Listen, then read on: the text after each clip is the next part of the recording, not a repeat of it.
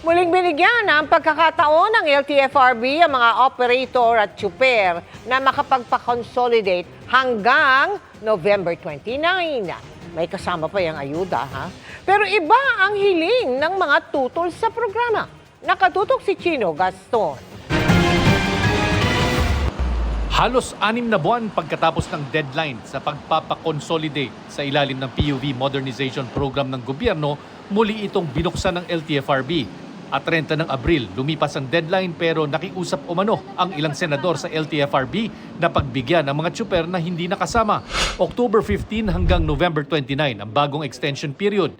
Pero pwede na lang sumali at hindi na magbuo ng bagong cooperatives ang mga mag-a-apply na PUV operators at drivers.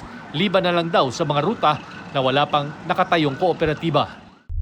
Para hindi ho mag-trigger ng disruption, you can only join existing routes. So, hindi ka pwedeng bumuo ng isang kooperatiba na magiging kalaban ng existing cooperative. Ang mga grupo gaya ng Pasang Mazda na pumabor at unang sumali sa consolidation program nangakong tatanggapin ang mga gustong sumali sa kanilang cooperative. Na-realize nila na maganda pala ang programa ng pamahalaan, kanya sumasama sila. Inanunsyo rin ng LTFRB na makakatanggap ng one-time fuel subsidy ang mga mag-a-apply sa nasabing petsa. 10,000 piso yan sa bawat unit ng modern jeepney, 7,000 sa traditional jeep, 6,000 sa mga TNVS, 1,500 sa mga tricycle at 1,000 pesos sa mga food delivery drivers. Malaking bagay na yun, sir. Kasi mahal lang krudo eh.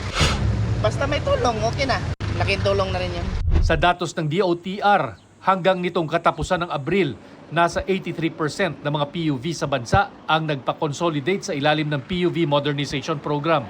Pero ang grupong piston na matagal ng tutol sa consolidation, hindi pa rin daw sasali. Hindi rin daw nila nakikitang solusyon ang minsanang subsidy sa pagtaas ng presyo ng produktong petrolyo.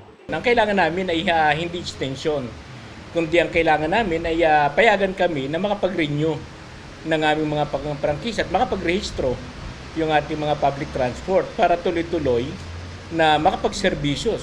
Para sa GMA Integrated News, Chino Gaston, nakatutok, 24 oras.